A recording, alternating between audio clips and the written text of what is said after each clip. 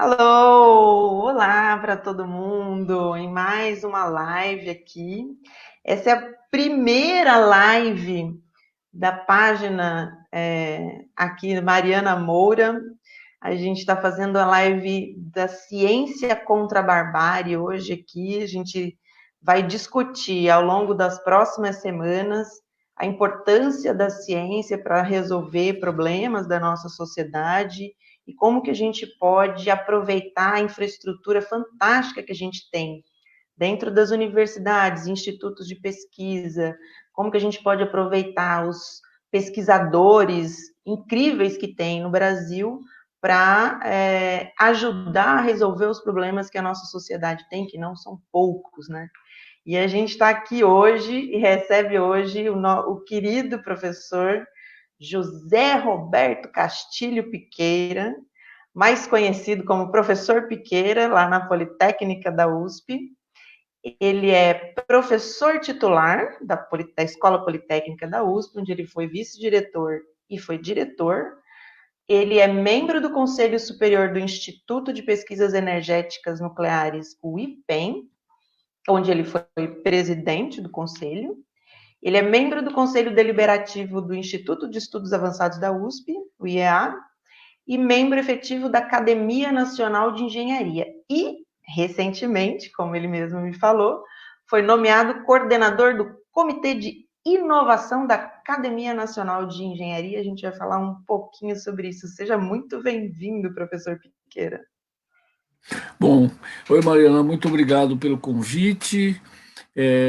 Eu estou aqui à disposição de você e das pessoas que estão nos assistindo para responder perguntas, para falar um pouquinho do dia a dia, da vida acadêmica aí. Então, estou à sua disposição, para falar daquilo que você considerar relevante e que eu possa falar alguma coisa útil. Sempre tem coisa útil, né? O professor tem um conhecimento enorme sobre engenharia nuclear, energia. A gente pode bater um papo aqui extenso sobre esse assunto. Aliás, você podia contar um pouquinho para a gente sobre o que é o IPEN, o Instituto de Pesquisa em Energia Posso? Nuclear? Posso. Eu mesmo não sei falar tudo sobre o IPEM, mas na verdade o IPEM começou no final da década de 40. No final da década de 40 houve um movimento mundial do uso da energia nuclear para o bem.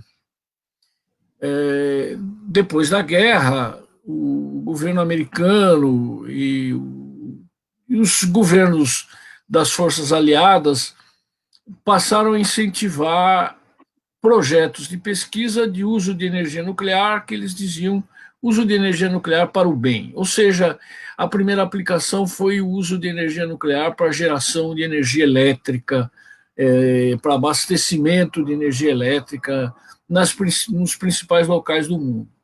E aqui no Brasil, aqui no estado de São Paulo, um grupo de físicos e engenheiros, o professor Dami, e iniciaram dentro da USP o chamado Instituto de Energia Atômica.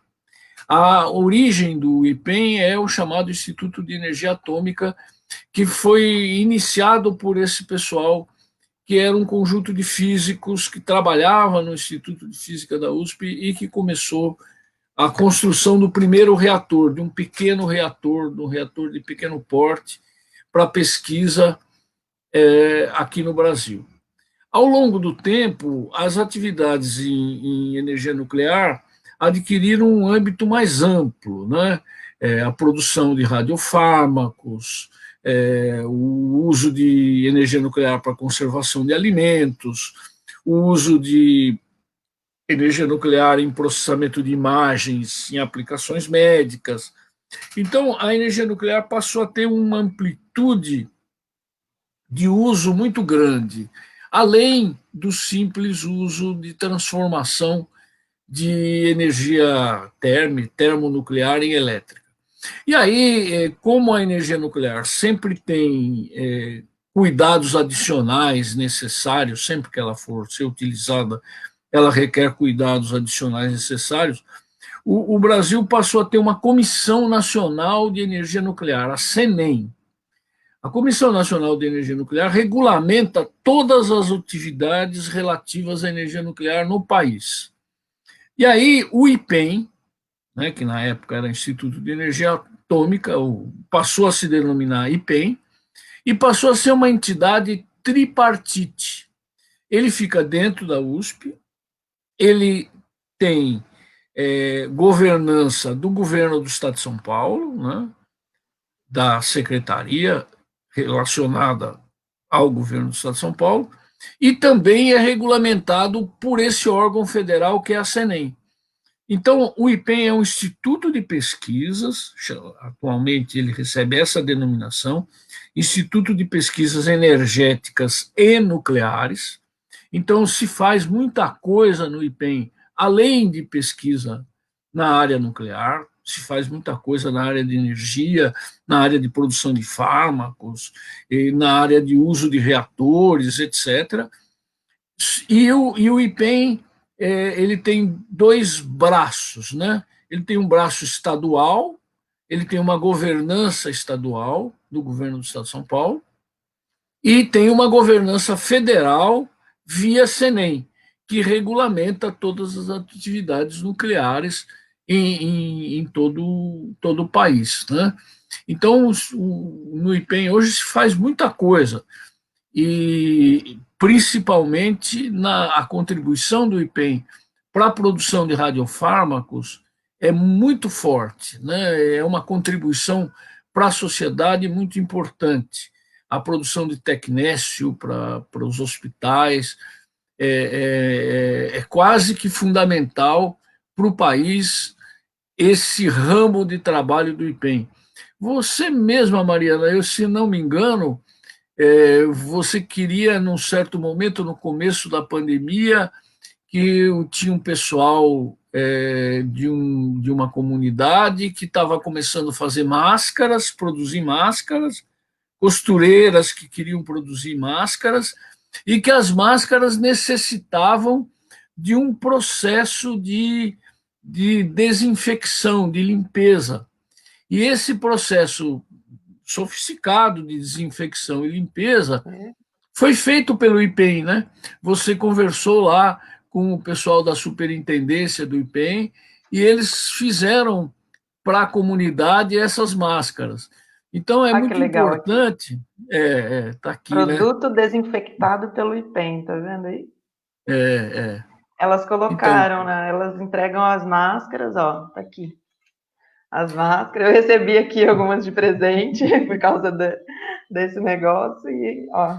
Então, é importante que quem não é muito ligado à ciência, à engenharia ou à física, faz associações um pouco viesadas do que é a energia nuclear, né? A energia nuclear tem uma importância muito grande para a vida, não só para a produção de energia elétrica, mas para a desinfecção de superfícies, para a saúde, para a produção de fármacos e principalmente para a conservação de alimentos, né? Atualmente o Brasil está começando a poder participar de grandes mercados internacionais porque o pessoal da energia nuclear da Exalc, da Escola de Agricultura de Piracicaba, tem um centro, o SENA, né? Centro de Energia Nuclear, muito desenvolvido, e está usando ferramentas nucleares no mecanismo de conservação de alimentos. Então, basicamente isso, é mais ou menos essa história. E é importante ressaltar que toda atividade relativa à energia nuclear no país é regulamentada pela CENEM, pela Comissão Nacional de Energia Nuclear, que é um órgão regulamentador e fiscalizador. E o IPEM é um dos institutos que pertence à CENEM, o Instituto de Pesquisa que pertence à CENEM. Legal, fantástico. Bom, é isso. Realmente. Sobre o IPEM é isso. Eu já assisti algumas palestras lá no IPEM, inclusive uma sobre os usos possíveis da fusão nuclear também na área de desinfecção de alimentos, de desinfecção de mercadorias para exportação e tal. É muito legal lá, a infraestrutura do IPEM é um negócio que vale a pena conhecer. Tem visitas, né? Que você pode agendar visitas ao IPEM e tal, então escolas podem ir lá visitar, isso é muito legal também, para as pessoas conhecerem o trabalho que eles fazem lá. Agora, E faz você também pesquisa de ponta mesmo, né? faz. E, aliás, eu tenho 2 amigos que fizeram doutorado lá. Engenharia de materiais. O programa de pós-graduação do IPEM é um programa nota 7, né? E os pesquisadores, nota 7 é a nota máxima de um programa de Nota pós-graduação máxima. no país. E os pesquisadores são de altíssimo nível, né? O IPEM tem um conjunto de pesquisadores com uma produção científica invejável, realmente uma produção científica de grande qualidade. Aliás, eu queria mandar um beijo aqui para o Caio Abreu e para o Arthur Freitas, ó, um beijinho para vocês, pessoal do IPEM aí. Professor, você estava me falando sobre o projeto de pesquisa que o IPEM está fazendo junto com o pessoal da Poli e com a Agência Internacional de Energia Atômica. Como é que é esse? O que esse projeto está propondo? Na verdade, isso começou meio fora do IPEM, né? Na verdade, a Marinha tem um programa nuclear bastante desenvolvido aqui no Brasil. E há uns 8 anos, ou 10 anos, mais ou menos, a Marinha, junto com o nosso laboratório lá da Poli, o Laboratório de Automação e Controle, propôs para a FAPESP um projeto temático. O projeto temático envolvia a Marinha e a Poli, e era sobre fluxo crítico de calor em reatores. Na verdade, a ideia era que a gente estudasse um problema de fluxo crítico de calor no reator do LabGene. LabGene é o laboratório da Marinha, que fica em Aramar, e que supostamente está envolvido na construção ou na definição da construção do submarino nuclear. O submarino nuclear não é submarino que solta bomba nuclear. Submarino nuclear é com É bom deixar propulsão claro. nuclear. Que as pessoas já acham que vai soltar bomba. Não, a propulsão é nuclear, em vez da É o propulsão combustível, né? É o ser de outra combustível. maneira nuclear. Isso dá uma autonomia ao submarino muito grande, né? O submarino nuclear tem essa propriedade de ser autônomo, de ter uma autonomia bastante grande. Então, lá em Aramar, eles estão construindo o reator, que é um protótipo do reator que supostamente vai ser utilizado no submarino nuclear. Esse protótipo se chama LabGene, e naquele momento, há uns 8 ou 10 anos, eu não sei precisar quando, porque já faz bastante tempo, a gente propôs para a FAPESP um projeto temático de fluxo crítico de calor, de projetar a segurança do reator num projeto, estudar o projeto de segurança do reator ao fluxo de calor, ao fato de você poder ter acidentes de perda de refrigerante ou coisas desse tipo dentro do reator. Esse projeto da FAPESP teve sucesso, a gente fez algumas coisas. Eita, acho que o professor caiu. Bom, pessoal, eu acho que ele caiu a internet dele, ele vai voltar logo em seguida. E ele estava falando aqui um pouco sobre o projeto que. Ó, tá voltando. Tá voltando. Caiu um pouquinho aí, voltando Caiu, onde tudo eu bem. parei, estava falando do projeto da FAPESP, né? Então, aí Isso. algumas pessoas adquiriram uma certa expertise nisso, né? Algumas pessoas do laboratório nosso e algumas pessoas da Marinha. E quando o nosso projeto com a FAPESP temático acabou, a gente fez uma extensão pequena, um projeto de pesquisa pequeno ainda com a FAPESP, sobre o mesmo assunto. Nós geramos algumas teses de mestrado, doutorado, nesse assunto, né?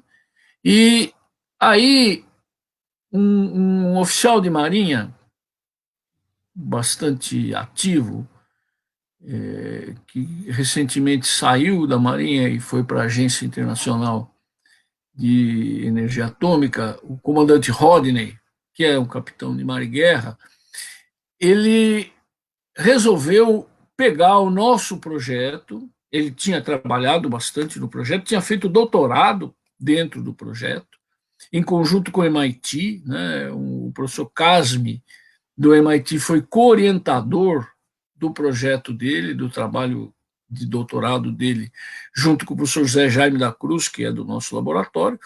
Aí o comandante Rodney resolveu fazer uma proposta para a Agência Internacional de Energia Atômica, que fica na Suíça, né? Mandou lá a proposta.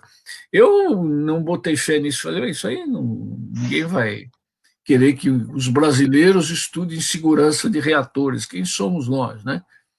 E, para nossa surpresa, o pessoal lá da agência gostou do projeto. O investimento nem era grande para eles, imagine, para eles um investimento de US$ 300 mil não era nenhuma coisa do outro mundo. Para a gente fazer simulador, nós fizemos simuladores. Então a gente construiu um simulador. Dentro da Poli, nós temos um simulador do Three Mile Island, da Nossa, usina Three Mile da Island, usina. e nós fazemos Aquela, aquele, todas as só para simulações. lembrar, essa É, usina teve sofreu um acidente e tal. Né? Um dos é acidentes a atômicos usina foi que lá. sofreu acidente nos Estados Unidos e que foi enterrada, né? Mas o projeto da Three Mile Island, via o pessoal do MIT, nós acabamos implementando simulado. Nós temos a usina de Three Mile Island simulada no nosso laboratório da Poli. O professor Ricardo Paulino Marques, o próprio comandante Rodney, o José Jaime da Cruz, a gente acabou fazendo lá no nosso laboratório. Nós temos máquinas lá, computadores de alto desempenho, que simulam a operação da usina e Que simulam os loucura! acidentes. A gente mexe nas coisas lá e simula os acidentes, e a gente está desenvolvendo protocolos de prevenção de acidentes em usinas nucleares. Esse projeto foi renovado pela agência internacional. Ele teve tanto sucesso que ele foi renovado. E a agência contratou o comandante Rodney. O comandante Rodney se aposentou da Marinha e está indo para a agência para trabalhar lá. Que E fantástico! essa parte de segurança e simulação de reatores está sendo feita dentro da Escola Politécnica, junto com alguns oficiais de marinha que estão na área e com o pessoal do IPEM, da parte de reatores, que tem nos ajudado bastante nesse assunto. Então, a evolução foi essa, né? Começou do acordo entre a Poli e a Marinha para fazer projetos, e dentro desses projetos a gente fez um temático. Essa é uma coisa importante, a importância da FAPESP no meio da pesquisa das universidades paulistas e, portanto, das universidades brasileiras. Esse temático da FAPESP, que a gente só conseguiu fazer o primeiro projeto porque a FAPESP nos deu a verba para o temático. Esse temático gerou essa expertise. em segurança de plantas nucleares. Hoje a gente pode dizer que na Poli a gente tem um grupo que, junto com a Marinha e com o IPEM, conhece algoritmos, procedimentos de seguranças em plantas nucleares em nível mundial. Quer dizer, o nosso simulador vai ser replicado nos Estados Unidos, vai ser replicado na Suíça, vai ser replicado em vários lugares para treinamento de operação. Porque para a usina nuclear funcionar, primeiro as pessoas que são técnicos de operação, eles têm que treinar nas plantas simuladas. Então, a nossa planta simulada vai servir para treinamento de várias plantas nucleares pelo mundo, aí, em vários lugares, coordenados pela Agência Internacional de Energia Nuclear. Porque também tem que entender isso. Assim como no Brasil tem a CENEM, no nível mundial, as ações nucleares também são coordenadas centralizadamente pela Agência Internacional de Energia Nuclear, que tem procedimentos. Você não pode montar uma usina assim, resolvi que eu vou fazer uma usina, vou fazer Angra 3. Para fazer Angra 3, teve que fazer uma porção de coisas, de pré-testes, de simulações, de uma porção de trabalhos que foram feitos e verificados pela Agência Internacional de Energia Nuclear. Então é isso, nós temos hoje lá um laboratório de segurança de alto nível, né?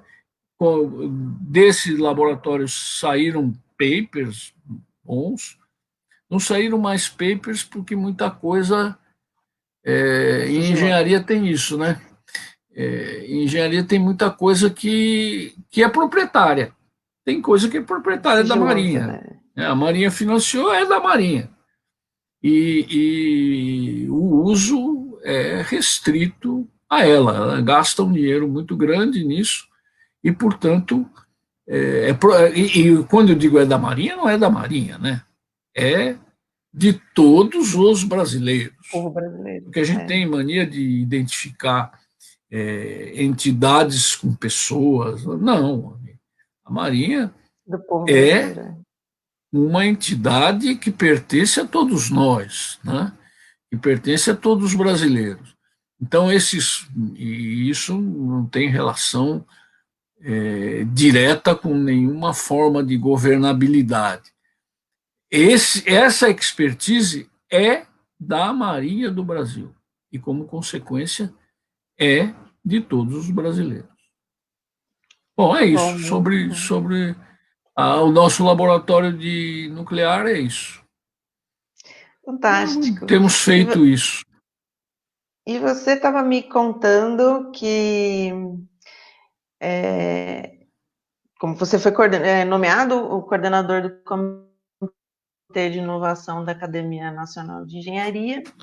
Isso é uma coisa também. Como que é esse trabalho de inovação? É bom você ter tocado nesse assunto, né? Porque todo mundo sabe que o Brasil tem uma Academia Brasileira de Letras. Todo mundo sabe. Não tem quem não saiba que o Brasil tem uma Academia Brasileira de Letras. Que o fulano tem lá o fardão e senta na cadeira do não sei quem, todo mundo sabe. Uma boa parte da população sabe que o Brasil tem uma Academia Brasileira de Ciências. A Academia Brasileira de Ciências é muito atuante e é de excelente nível. Promove as reuniões da SBPC, tem uma atuação de política científica muito forte, tem gente de altíssimo nível dirigindo. Todo mundo também, muita gente, todo mundo conhece a Academia Brasileira de Letras. Uma grande parte das pessoas conhece a Academia Brasileira de Ciências, mas quase ninguém conhece a Academia Nacional de Engenharia. A Academia Nacional de Engenharia é uma coisa muito mais modesta. A Academia Nacional de Engenharia supostamente reúne figuras que, de alguma maneira, tenham contribuído para a engenharia brasileira. Na Academia Nacional de Engenharia, nós temos gente brilhante lá trabalhando, né? Mas a Academia Nacional de Engenharia não tem a mesma visibilidade das outras academias. Talvez porque a engenharia não tenha a visibilidade que merece, né? As pessoas não percebem que romper uma barragem ou cair uma ponte é má engenharia. E má engenharia está relacionado diretamente com desprezo à qualidade do trabalho de engenharia. No Brasil, eu ouvi uma vez uma pessoa de uma construtora, uma dessas associações de construtora, falar assim, que o custo do projeto de um prédio, esses prédios, né, de alto nível e tal, o custo do projeto do projeto, né, não da construção, do projeto, é metade do custo de, como é que chama, dos vendedores lá, das pessoas que estão vendendo. Quer dizer, a estrutura de venda dos apartamentos de um prédio custa o dobro da estrutura de projeto. De duas, uma. Ou as pessoas que vendem estão ganhando muito bem, ou os engenheiros estão ganhando muito mal. Porque não faz sentido a qualidade da formação, sem nenhum preconceito, nada. A qualidade do trabalho, a responsabilidade pelo trabalho. Se cair uma viga, não é o vendedor que vai se dar mal, né? Então, a engenharia no Brasil ela é vista meio como uma coisa meio de segunda classe, né? A gente compra. Então, desde a indústria brasileira foi totalmente sucateada e vendida, né? Nós tínhamos um conhecimento muito bom, um know-how muito bom na área de telecomunicações, na área de computação, e alguém resolveu que isso aí era para jogar fora, porque você compra lá fora é muito mais barato. Então, na verdade, a engenharia no Brasil ela não pega, né? Eu gosto de brincar, dizer assim, você já viu algum galã de novela que é engenheiro? Os galãs de novela na Globo, eles são designers, médicos, executivos, não tem engenheiro.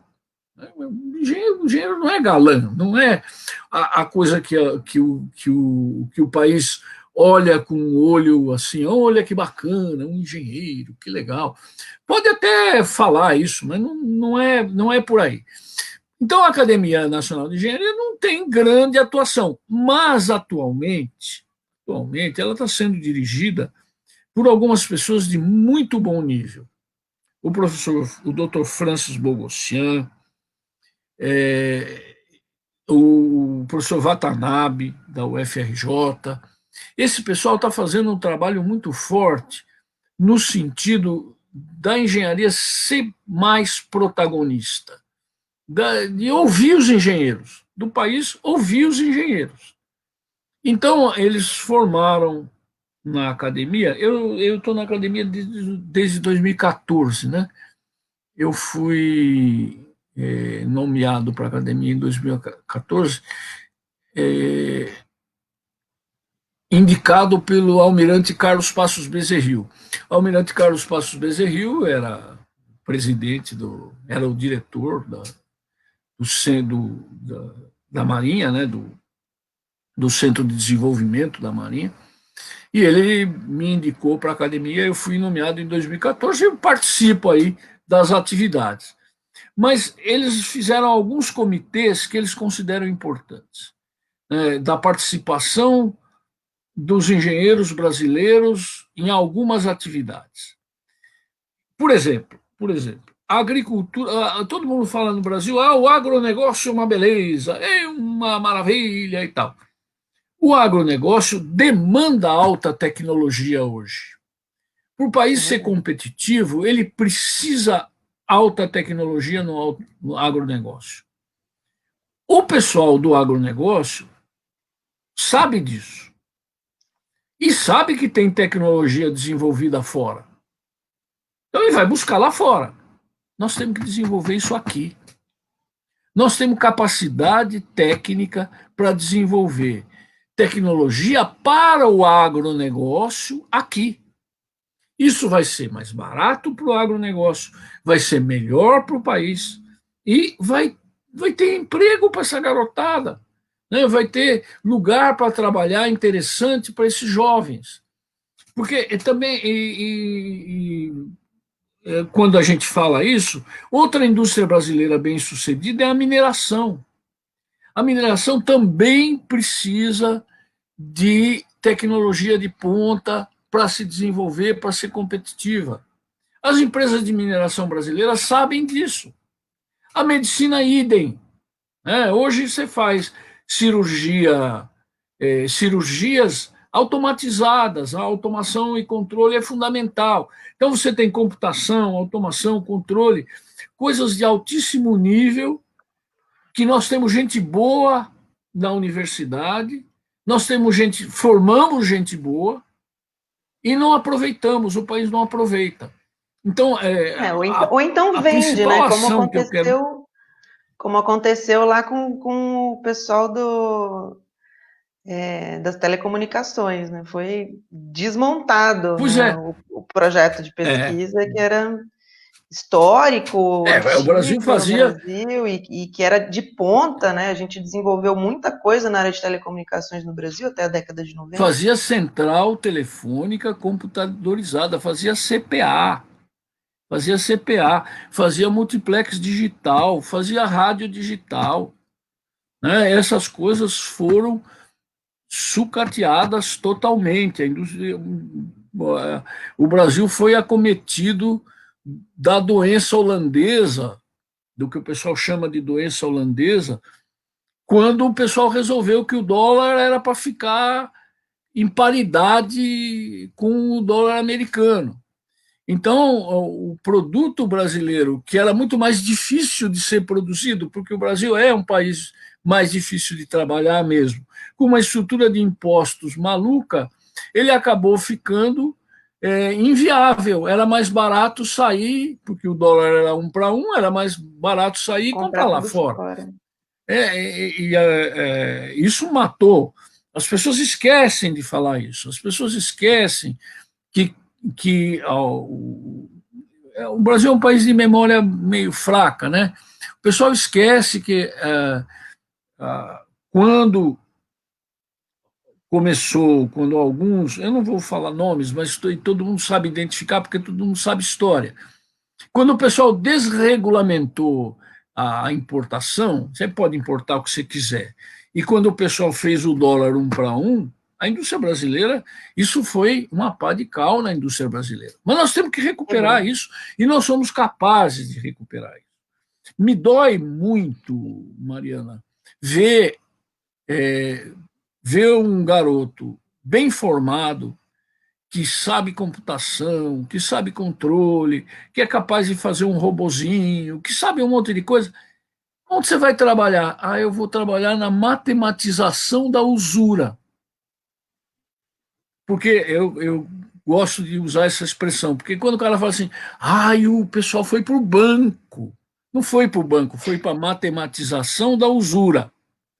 O banco adora, o banco é usurário. Adorei, adorei.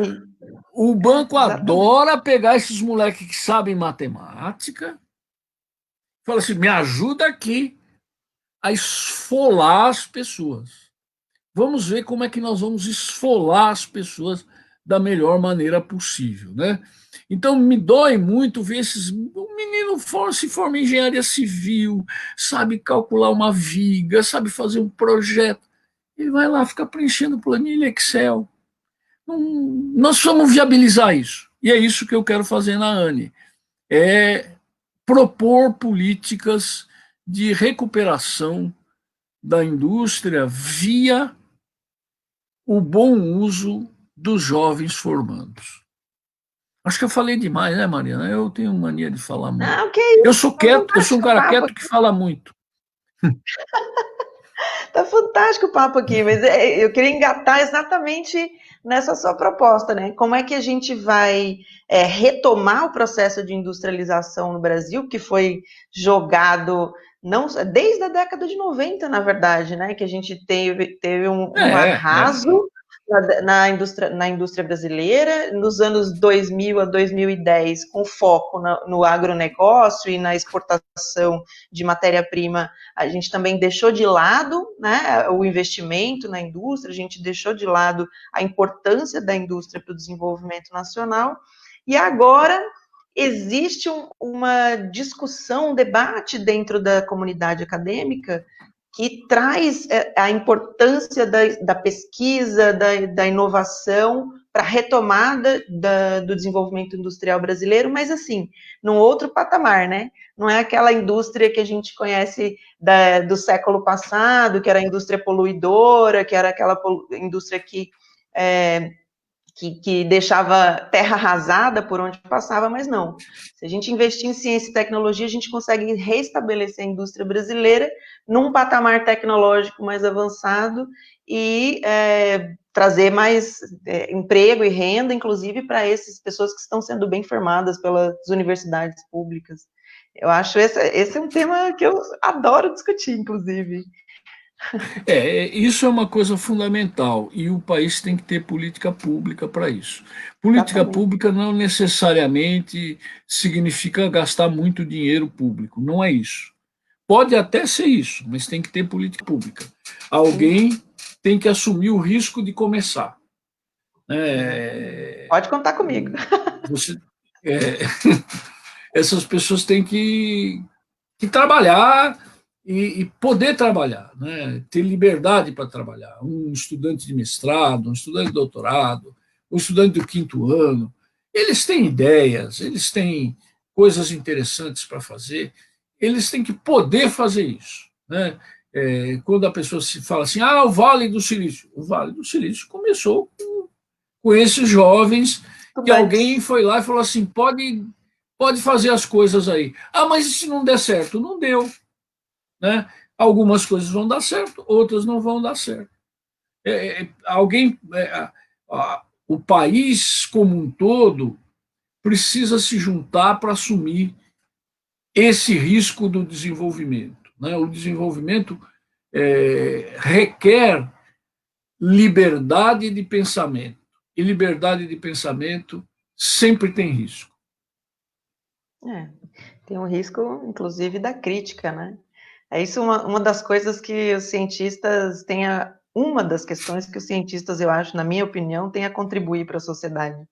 Né? A gente tem, por obrigação, fazer crítica aos nossos pares, né? É uma obrigação científica, inclusive, você ler as coisas com cuidado, mostrar onde está o erro e fazer críticas construtivas para o avanço da ciência, para o avanço do conhecimento.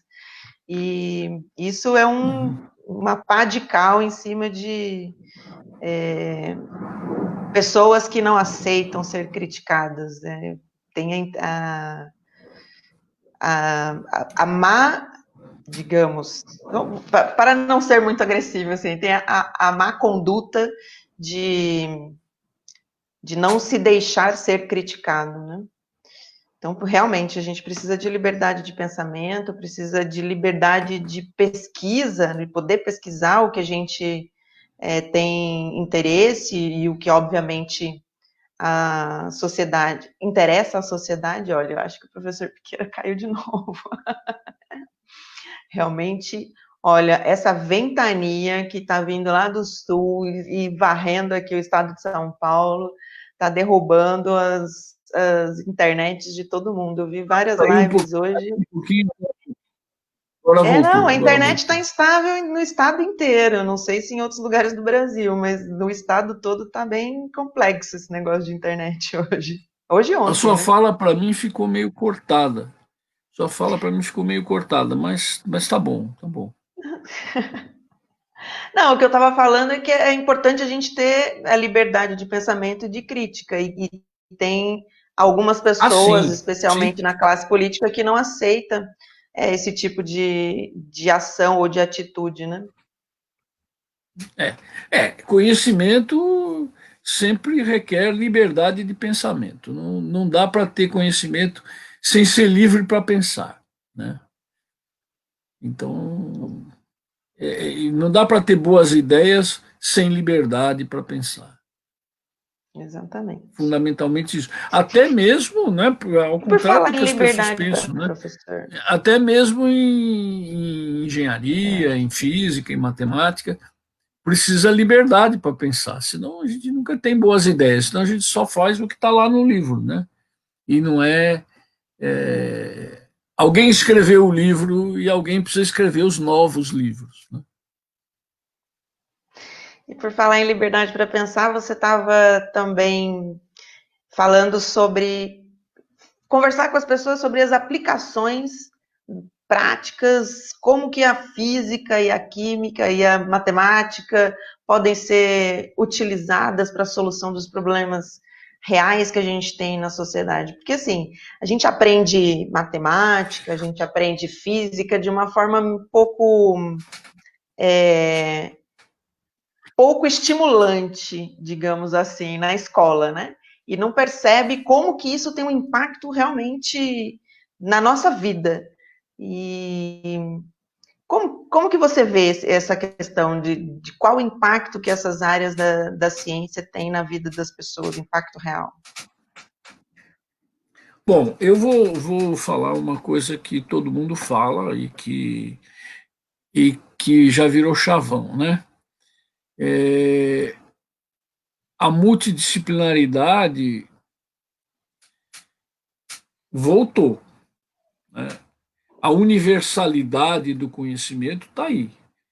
Você quer fazer boa ciência, alguma universalidade você tem que ter, que é diferente do que aconteceu no começo do século XX, ou na segunda metade do século XX, em que você gerou uma grande quantidade de cientistas muito bons, mas especialistas, né? Então, a era da especialidade foi muito importante, desenvolveu muito as especialidades. E agora nós estamos na era do bom uso das especialidades. E o bom uso das especialidades passa pela maneira como você enxerga os problemas científicos. Por exemplo, essa questão que nós estamos vivendo hoje, né? Essa questão da Covid-19, ou dessa pandemia que a gente está vivendo hoje. A medicina é importante. Professor, professor caiu de novo. Eu tô doida para saber isso que você queria falar aqui agora. Eu acho que ele. Olha, voltou. Voltando. No contexto que nós Voltou. estamos vivendo da pandemia hoje, a medicina é evidente que é importantíssima, né? Os médicos desempenham um papel fundamental no tratamento dos doentes, na política de medicação, na política de uso de UTI, todas essas coisas que a gente sabe. Então, os médicos é que comandam esse processo. Mas esse processo pode ter alguns aportes que vêm das outras ciências. Por exemplo, da física, vem a física de plasma. Não de plasma sanguíneo, não estou falando de plasma sanguíneo, estou falando de plasma de física, né? O outro estado da matéria. O plasma de baixa temperatura é excelente para higienizar superfícies. Então, você pode ter uma contribuição forte dos físicos na área de plasma de baixa temperatura. Você pode ter uma contribuição lá do pessoal do IPEM higienizando as máscaras. Você pode ter uma contribuição dos químicos na produção de fármacos. Você pode ter uma contribuição dos engenheiros na fabricação de respiradores, na fabricação de dispositivos móveis para atender, de respiradores que funcionem bem em ambulâncias. Então, você tem um monte de outras ciências que pode se transformar em tecnologia e que são muito importantes no combate da pandemia, né? Então, embora a medicina seja quem conduz o processo tem outras coisas fortes junto, né? Por exemplo, e aí alguém fala, pô, e matemática? Matemática tem uns caras que fazem modelos epidemiológicos de populações. Esses Exatamente. modelos epidemiológicos de populações, eles estão fazendo modelos que super precisos e que dão resultados totalmente compatíveis com o que está acontecendo na prática. Então, alguns. Hoje mesmo, eu dou uma disciplina de graduação na Poli, né, que chama Tópicos de Controle Avançado. Bom, eu não sou avançado, mas como a Claro que disciplina de tópicos, para mim foi bom, porque eu vou lá e falo coisas, tópicos, e pedi para os alunos fazerem projetos sobre os tópicos abordados, né? E um dos alunos fez um trabalho fantástico sobre modelo matemático, um aluno do 5º ano de engenharia da Poli. Ele fez um trabalho fantástico sobre modelo matemático da epidemiologia. O modelo que ele desenvolveu e a identificação de parâmetros que ele desenvolveu é tão precisa que o modelo funciona para o vírus na Itália, para o vírus da Coreia, para o vírus do Brasil. Quer dizer, você tem aportes, não só ele, tem um monte de gente fazendo isso, né? Então você tem aportes matemáticos de epidemiologia na propagação de doenças. Então, você não tem mais um cientista que fica. Claro, tem ainda os caras que são totalmente focados e precisa ter a pessoa focada. Mas você precisa ter um pouquinho mais de universalidade, né? Você precisa ter um cilindro, alguém falou isso, né? E o conhecimento é um cilindro. Então você precisa ter uma boa área da base, mas você também precisa ter uma boa profundidade. Então essa combinação entre a área da base e a profundidade do cilindro é que dão o conhecimento. Hoje é fundamental que essa área da base seja expandida, porque o conhecimento em profundidade ele está bem desenvolvido. O que precisa é as pessoas conseguirem olhar para aquilo que os outros estão fazendo. Ninguém está defendendo aqui que um médico saiba demonstrar um teorema. Não é isso. Mas a gente está defendendo que um médico saiba olhar para o trabalho de pesquisa de um matemático e dizer, puxa, isso aqui pode ser útil para mim aqui. E que um matemático também saiba olhar para o trabalho de um médico e falar assim, puxa vida, talvez eu possa ajudar você ali. Então, você tem hoje um trabalho de pesquisa muito mais amplo e muito mais universal, né?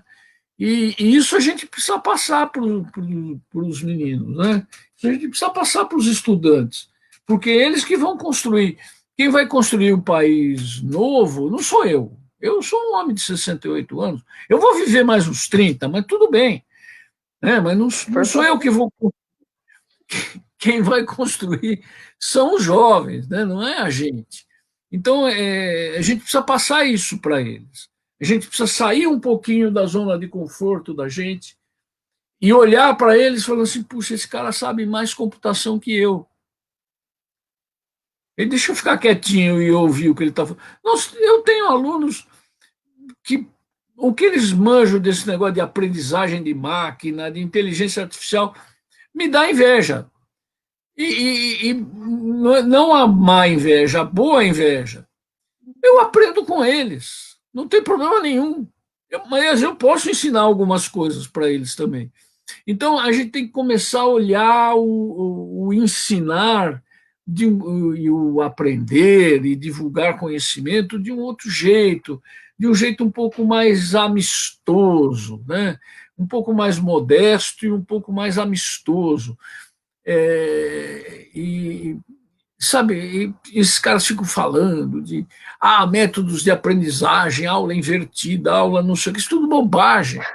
Tudo bobagem. Tô Aprendizado é ficando doida com empatia, isso. aprendizado é amizade, aprendizado é amizade, aprendizado é motivação. Né? Porque outro dia eu fui numa banca de, de qualificação de doutorado, e aí o aluno falava assim, o candidato falava assim, e a tese era sobre engenharia da complexidade. Engenharia da complexidade é um negócio que vai Que chegar agora logo tá aí, né? É que todo nem a mundo engenharia falando disso. nuclear. É que nem a engenharia nuclear da Poli. É, demorou 15 anos, mas chegou. Uma hora chega. Opa, Né? Chega opa. atrasado. Chega atrasado. Já era para ter chegado muito antes. Vai Né? ter curso de A gente engenharia nuclear na deve. Poli, é isso? Vai começar a funcionar agora em 2021. Eu propus em 2012. Eu propus em 2012. Finalmente, ele vai ser colocado para funcionar no próximo semestre, no próximo vestibular. Então, Professor Alexandre Ramos engenharia vai da gostar da notícia. complexidade, a engenharia da complexidade que o pessoal aí, o Mauro Zilbovícios, o Laerte, propuseram em 2018, lá por 2030 deve chegar na Poli, né? Mas eu fui assistir, uma uma apresentação de uma qualificação de doutorado sobre esse assunto, e aí o aluno falava assim, que existem dois tipos de curso, o curso cabeça cheia e o curso cabeça aberta. Olha Cabeça que cheia, legal. você vai lá e ensina um monte de coisa. Cabeça aberta, você ensina algumas coisas e ensina o cara a olhar em volta. Né? Muito Essa é a bem. diferença entre cabeça cheia e cabeça aberta. E quando os caras ficam falando de aula invertida, não sei o quê, eles só estão falando, vamos arranjar um jeito de encher a cabeça. Eles não estão procurando um jeito de abrir a cabeça, é um jeito de encher a cabeça. Vamos fazer uma aula assim, assim, assado. Não, vamos fazer outra coisa, vamos pôr o cara para pensar, né? Deixa ele pensar num projeto,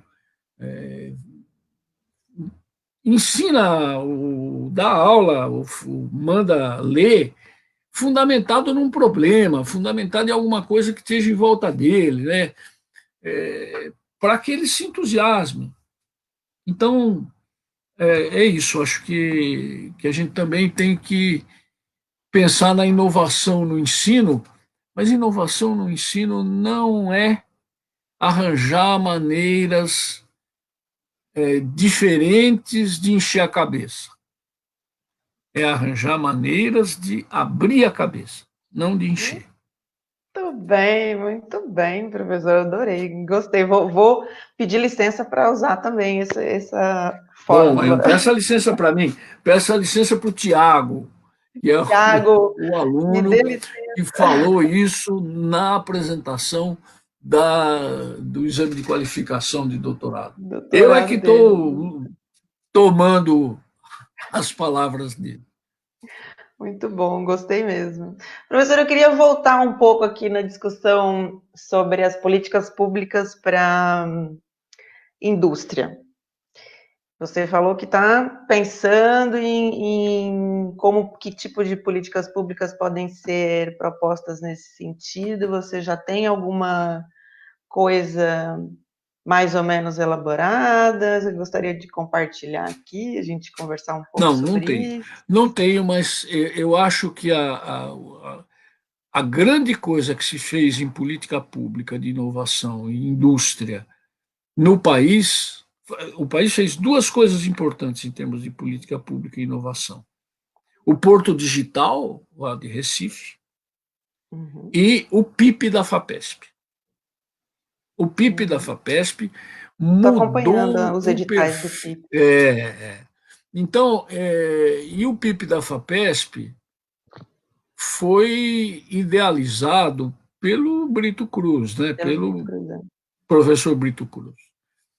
Uma das primeiras ações que eu vou tomar, já convidei o Brito Cruz para isso, eu quero que ele dê uma palestra na ANE sobre como ele estruturou o PIP da FAPESP. E aí nós vamos pensar em variações do PIP, em o que o PIP teve de bom, o que o PIP teve de ruim.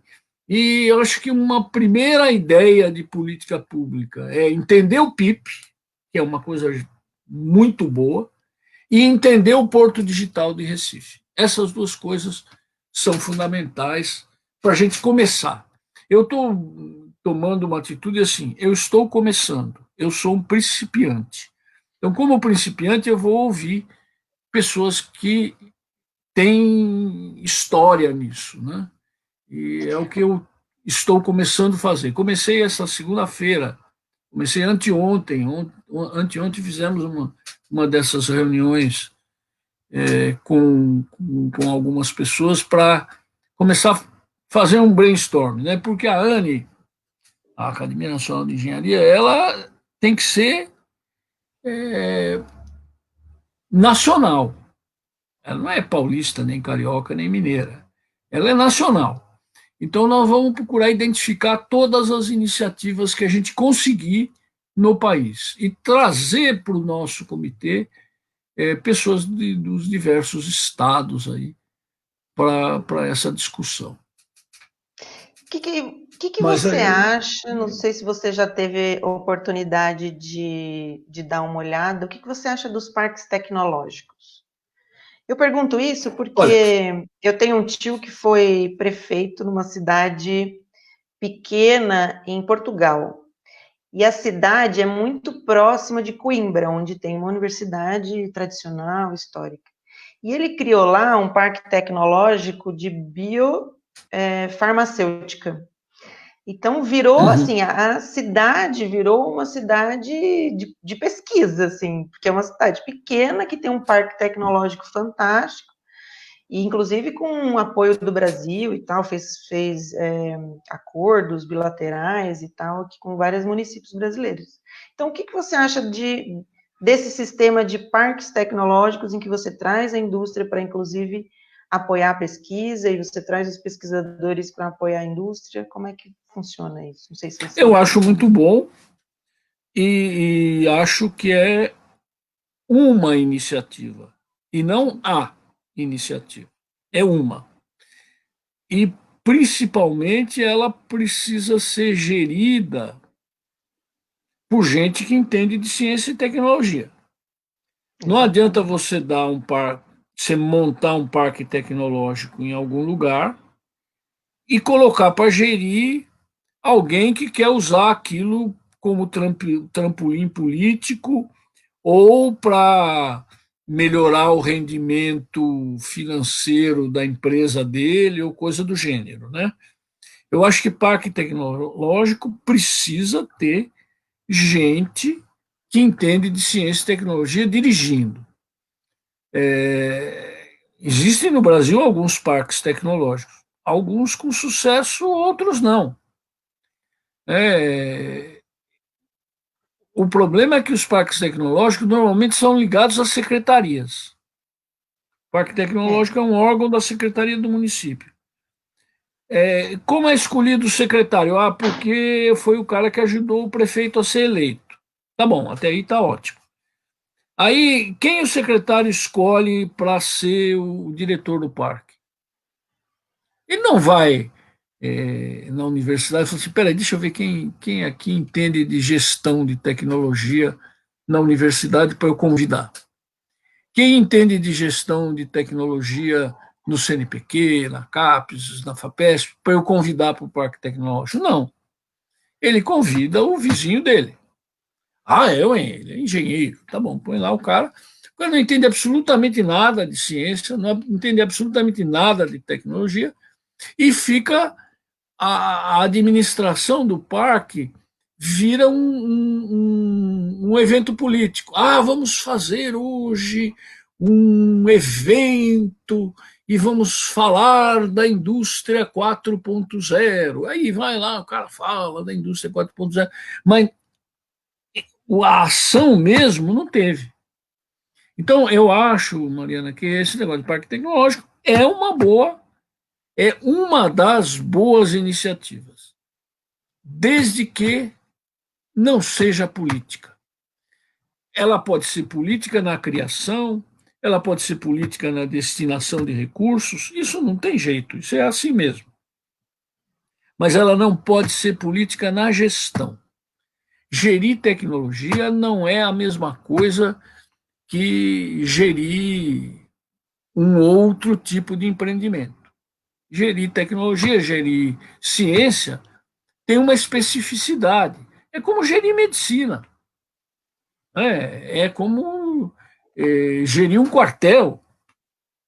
Não me ponha para gerir um quartel, vai ser um desastre. Certo? Eu acho que gerir qualquer coisa depende do conhecimento que você tem daquilo. Não adianta você ter um parque tecnológico colocar para gerir lá um cara que foi juiz de direito. Nada contra o juiz de direito, mas não vai gerir um parque tecnológico. Vai gerir um parque tecnológico, um engenheiro, um físico, um matemático, um cara que teve Alguém experiência relacionado à área do parque. em gerir entidades, cara da área. Então, eu acho isso, Mariana. O Brasil, exemplo de parque tecnológico, Porto Digital de Recife. Né? Exemplo de coisa de sucesso do Brasil, Parque Digital de Recife. Porto Digital de Recife. Então, é isso que você falou. Campinas também, ali em volta. Campinas é Tem forte. vários, tem vários. E isso se desenvolveu em volta dos Sírios ali, né? Do acelerador, né? Do Do Cinepen, síncrotron. do Cinepen, O síncrotron, a colocação do síncrotron em Campinas gerou uma industrialização violenta em volta, né? Porque o síncrotron agrega valor à produção de fármacos, à produção de materiais, etc. Né? Então é isso. Tem que ter uma correlação. Faz sentido o que você está falando. Porque, assim, tem 2 projetos de parque tecnológico na cidade de São Paulo, né? O primeiro é o no Jaguaré, que está em obras, e o da Zona Leste, que está em projeto. Você conhece esses projetos? Sabe se eles estão vinculados a que Não. instituições? Como que Não funciona? conheço. Só esse projeto do Parque Tecnológico que está sendo idealizado para ser feito aqui no CEAGESP, é desse que você está falando? Acho que é do Jaguaré. Esse que está sendo idealizado para ser aí no CEAGESP, eu assisti 2 apresentações sobre ele, são apresentações muito interessantes, ideias ótimas, as ideias são excelentes. Agora, da ideia para o funcionamento vai um mundo, né? Captar recurso, construir, colocar gente competente gerindo. Né? A ideia é espetacular. Eu acho a ideia é maravilhosa. Agora, o da Zona Leste eu não conheço. Agora, a Zona Leste é uma zona importante em São Paulo, né? Talvez um parque tecnológico por lá resolva o problema do trânsito da cidade. Pois é, exato. Porque porque Inclusive o problema esse do trânsito problema da pode cidade, resolver. o problema do trânsito da cidade está relacionado com isso. As pessoas moram na Zona Leste e trabalham nos outros lugares da cidade. Então, todo dia de manhã você tem um movimento absurdo da Zona Leste para as outras regiões, depois à tarde a volta. Não tem viaduto e metrô que aguente. É gente para caramba que vai para um monte, para outros lugares. Né? Se você conseguir ter uma indústria lá, você vai segurar muita gente lá, você vai gerar emprego lá, e não só vai melhorar a condição de vida da população, como você vai melhorar a condição de mobilidade na cidade. Isso que eu estou falando não fui eu que falei, não. Eu ouvi o doutor Plínio Asma falar isso. O doutor Plínio Asma foi secretário de transportes, não é um inocente no assunto. Ele sempre diz, não adianta fazer viaduto, adianta gerar emprego na Zona Leste. O que tem que fazer é gerar emprego na Zona Leste.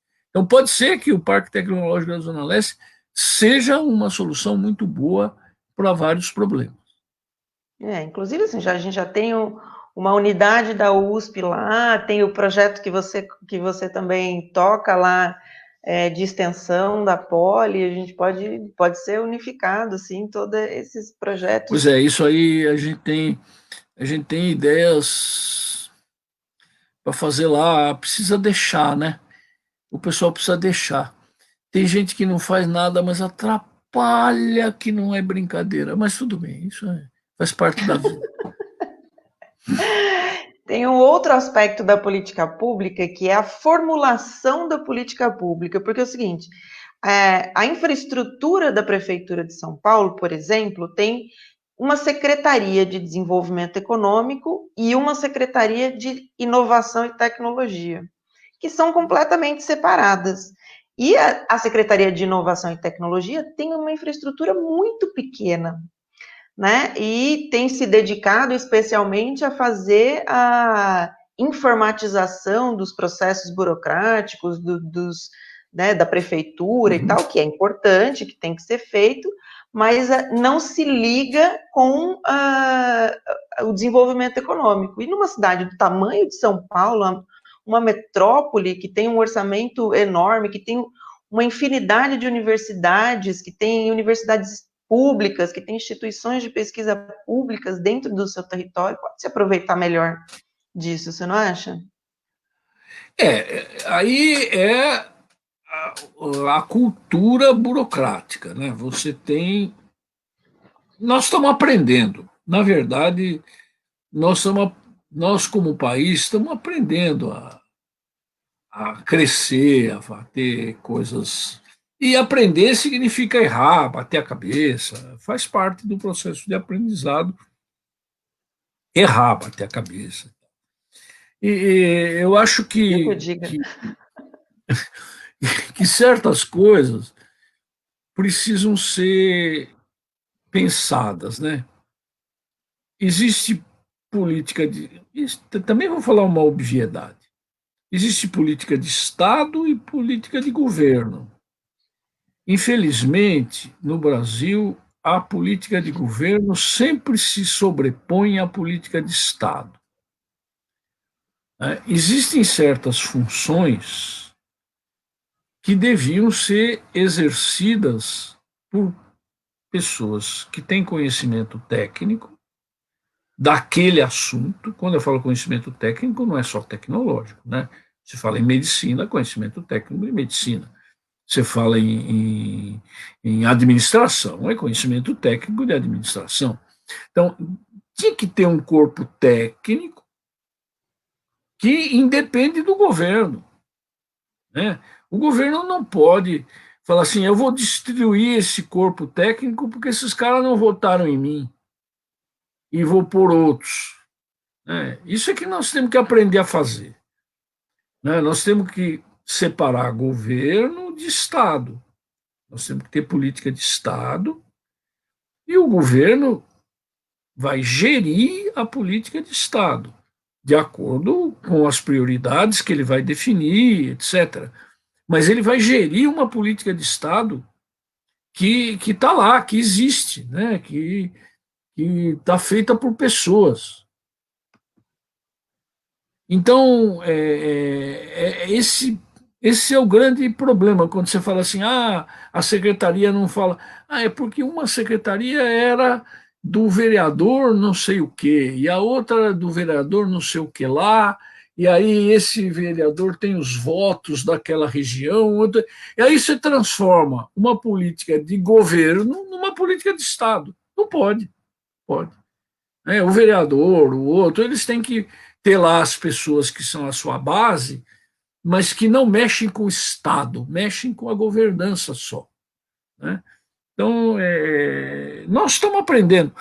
É interessante que a Escola Politécnica da USP, a Escola Politécnica da UFRJ, formam engenheiros. A École Polytechnique de Paris não forma engenheiros, forma quadros. Os melhores alunos da Escola Politécnica de Paris, eles vão trabalhar em órgãos governamentais. Por quê? Porque eles têm o conhecimento técnico para trabalhar nos órgãos governamentais com eficiência. Então, por que o imposto de renda no Brasil funciona tão bem? Como instituição. Não estou falando que funciona bem para o meu bolso, não é Eu isso. acabei de preencher meu imposto de renda. Ai de mim se eu fizer uma bobagem no imposto de renda, os caras vão pegar no primeiro segundo, né? É. Por que será que eles sabem fazer isso com tanta eficiência? Eles sabem fazer isso com tanta eficiência porque o SERPRO, num certo momento, falou assim: quem vai fazer isso aqui são os caras cobra de computação. Então tem uns caras lá do ITA, da Poli, que são os puta dos cobra, que desenvolveram software super sofisticado, que o que você quiser fazer de bobagem no imposto de renda, você vai ser pego. Então isso é uma política de Estado. O imposto de renda teve os órgãos da Eles têm uma Receita tiveram escola uma de política de formação. Estado. Mudou o governo, foi o governo do fulano, depois do Beltrano, depois de não sei quem, agora de não sei quem, mas a Receita Federal sempre funcionou direitinho. Por quê? Porque tem os técnicos que sabem trabalhar lá. Então, cabe ao governo definir as políticas. Olha, eu não quero que mexa esse ano na alíquota, porque eu quero ter um rendimento tanto para pagar minha folha. Isso é outra coisa, isso é a política do governo. A política de Estado é como é que eu implemento isso. Então, é essa separação que a gente tem que aprender a fazer em tudo. Bom, basicamente, eu já falei demais, né, Mariana? Putz, eu sou muito Que tagarela. papo maravilhoso. Bom, a gente já está aqui há 1 hora e 20 minutos conversando. Eu não vou te O exigir duro é muito alguém mais, aguentar essa professor. conversa.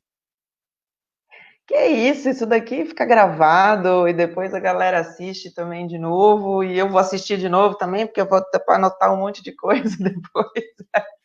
E eu queria agradecer Tá bom. muitíssimo aqui a sua disposição em falar com a gente e fazer um pedido, professor. Quando você tiver um pouco mais elaborado esse trabalho de política pública para a indústria, inovação e tal, você passa para a gente, porque a gente também está discutindo política pública baseada em ciência, baseada em evidências científicas, para defender isso dentro do parlamento, né? Dentro das instâncias políticas. É isso que a gente faz, é o trabalho que a gente quer fazer, né?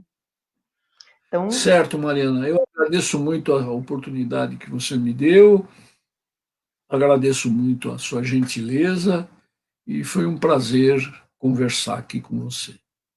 muitíssimo obrigado, professor. E eu queria agradecer a Por nada. todos que assistiram até agora. É 1 hora e 20 de papo, de conversa, aqui na Ciência contra a Barbárie. Na semana que vem, na quarta-feira, às 17h30, olha só, já estou confundindo. Às 17h30 estaremos aqui de novo. E, só para lembrar, na sexta-feira tem Papo com Ciência no canal dos Cientistas Engajados. Agora, toda quarta-feira aqui e toda sexta-feira nos Cientistas Engajados. Um beijinho a todos e até sexta. E até quarta da semana que vem. Muito obrigado, Tá professor. bom. Muito obrigado. Muito obrigado.